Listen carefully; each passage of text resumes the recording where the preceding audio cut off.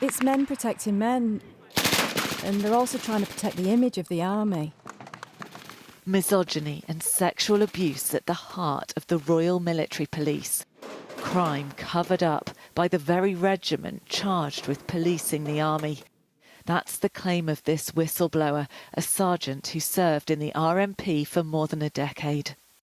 Treatment of women in the RMP, it's just toxic, degrading and disgusting. Amy says the military police protects abusers, including sex offenders, within its own ranks. Sexual assault and bullying and rapes are going on within the military police. How can they then go out and investigate the wider army if you're doing the same thing? It doesn't work. She says she not only witnessed abuse but was a target, assaulted by a staff sergeant, one of the highest-ranking soldiers in her unit. He preyed on the young, new females that were in the unit. And one day I was out with my friends in town and he was on patrol. Two of us went over to speak to him. And he hooked his finger around my top and pulled my boob out. And then he grabbed my hand and put it on his penis. She says it followed months of harassment and she wasn't alone. More than a dozen women reported him. So this was a criminal investigation where the Royal Military Police were investigating one of their own. What was the outcome? They basically told me he's not going to be charged, but he will be leaving the military. Doing him a favour because he's not going to lose his pension and whatever else he would have lost with a dishonourable discharge. They made him resign, basically, so he's left without a criminal record. And, she claims, there are other men in the RMP who've been accused of sexual offences. I've known of rapes within the RMP.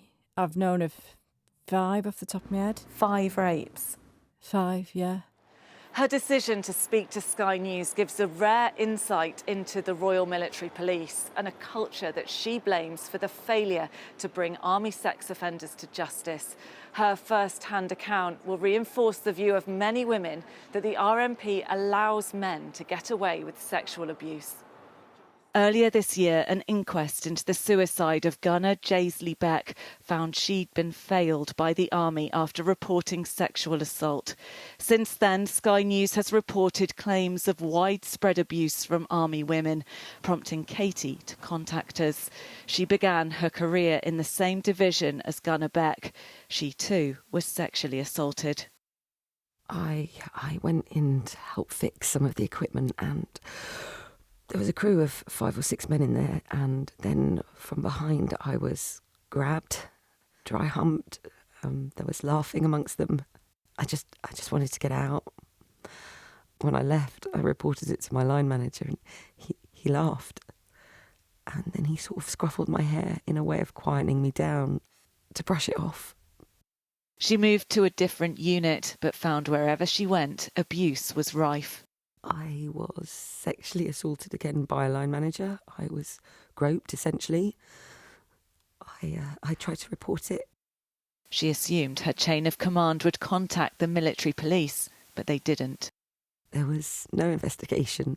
I was then told off for reporting it, saying that it was unnecessary. I remember at the time saying I'd like to call the civilian police, and I was told that I wasn't allowed to do that and I'd be disciplined if I tried to do that. So I was so frightened. Despite everything, she went on to serve for 20 years, fought in Afghanistan and rose to the rank of captain. I kept this goal in my head of reaching a position one day where I could help other women. When I got there, actually, I realised the officer corps were actually the worst perpetrators of all because they brushed it under the carpet. A Ministry of Defence spokesperson told Sky News that unacceptable and criminal behaviour has absolutely no place in our armed forces. Since Gunner Beck's death, the government has announced a new tri-service complaints team, taking the most serious complaints out of the chain of single service command. Amy says it's not enough. So how do you think investigations into sexual assault and harassment in the military should be handled? Completely separate from the military. You can't have people investigating the mates. It doesn't work like that.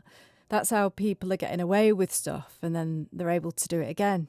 She's backed by the Labour chair of the influential Defence Select Committee, who's adding to calls for investigations to be removed from the military altogether.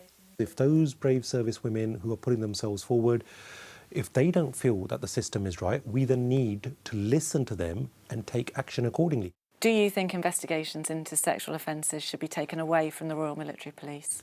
Look, incidents of sexual violence and sexual assaults should be dealt with not by the Royal Military Police, but by civilian police and by civilian courts. And that's what Labour backed in opposition. As a Labour MP, what would you say to your party now in government that hasn't made this change? I hope that the government will be making that substantial change in the very, very near future. In fact, they should do it ASAP. Is it in the interest of the RMP to turn a blind eye, protect the reputation of the army at all costs, with victims of sexual abuse paying the price?